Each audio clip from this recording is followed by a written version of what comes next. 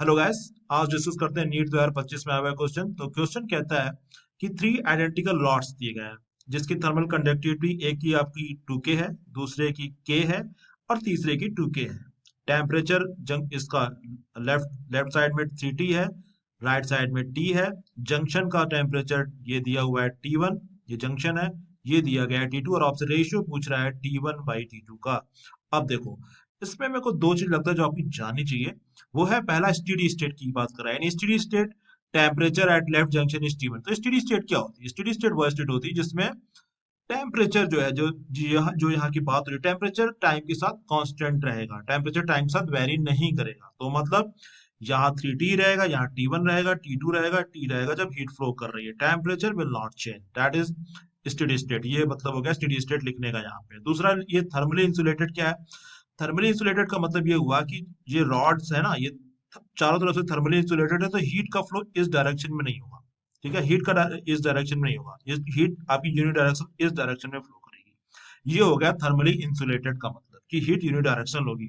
Okay, तो आपको question solve, तब आप क्वेश्चन सॉल्व कर सकते हो क्योंकि तब ये सीरीज में ही, तब हीट जो है वो एक तरीके से सीरीज सीरीज में फ्लो हो रही है।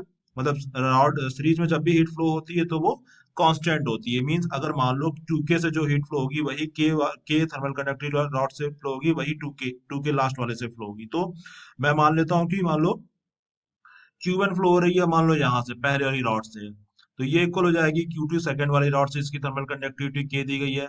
और यही इक्वल हो जाएगी क्योंकि सारे रॉड्स, तीनों रॉड्स सीरीज में है, तो सीरीज की ये खासियत होती है कि हीट ट्रांसफर रेट इक्वल होता है। बस अब ये क्वेश्चन यही सॉल्व हो चुका है। अब देखो, पहला, और मैंने पहले वाला कंडीशन निकाल रहा हूँ। Q1 is equal to Q2 से मैं एक इक्वेशन निकालूंगा, Q2 is equal to Q3 से एक इक्वेशन निकालूंगा, दोनों की इक्वेट करूंगा और T1/T2 में फाइंड आउट कर लूंगा।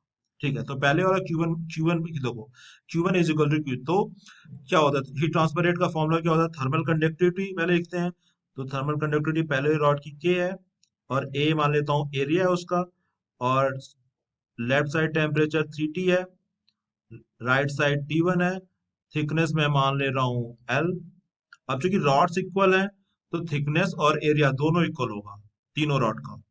तो दूसरे वाली रॉड की देखो, थर्मल कंडक्टिविटी K है, एरिया A है, टेम्परेचर आपका T1 है लेफ्ट साइड में, T2 है राइट साइड में, T2 है राइट साइड में, और भाई L आपका लेंथ, चूंकि थिकनेस है, थिकनेस दोनों की इक्वल है, तो थिकनेस का एरिया भी दोनों का इक्वल, चूंकि आइडेंटिकल क्वेश्चन में आइडेंटिकल लॉट्स दिया गया है।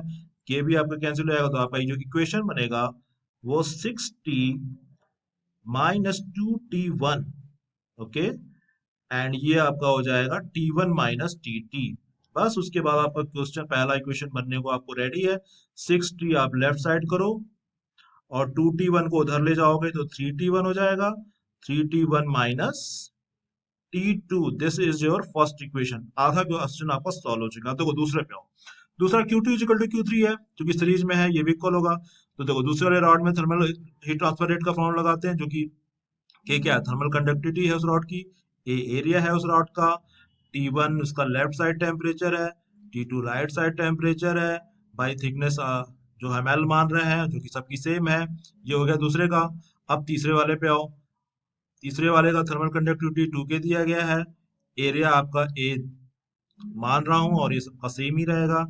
फिर इसका लेफ्ट साइड टेम्परेचर T2 है, राइट साइड टेम्परेचर यहाँ पे T है इसका, ये इंपॉर्टेंट है, इसका T है। और इसका जो लेंथ है, थिकनेस है, वो L ले रहा हूँ। ठीक है, अब यहाँ भी L L कैंसिल, एरिया से एरिया कैंसिल, K से K कैंसिल। तो ये इक्वेशन आ जाएगा T1 minus T2 is equal to 2T2, 2T2 minus 2T। देखो यहाँ 2T है। ठीक है, अब 2T को लेफ्ट साइड में ले लेते हैं, 2T लेफ्ट साइड में ले लेते हैं, ये हो जाएगा आपका 3T2 - T1, 3T2 - T1। Okay, अब क्या करेंगे, क्योंकि हमको इसके इक्वल कराना है 60 के, तो 3 से मल्टीप्लाई कर दो इसमें। तो 3 से मल्टीप्लाई करोगे, 60 इज इक्वल टू हो जाएगा 9T2 minus minus 3T1। Okay, now अब देखो क्या हुआ, 60 इसके इक्वल है, 60 इसके इक्वल है, तो ये दोनों इक्वल होंगे। बस इन दोनों को इक्वल करा दो, आपका क्वेश्चन खत्म हो गया। अब देखो, इसमें 3t1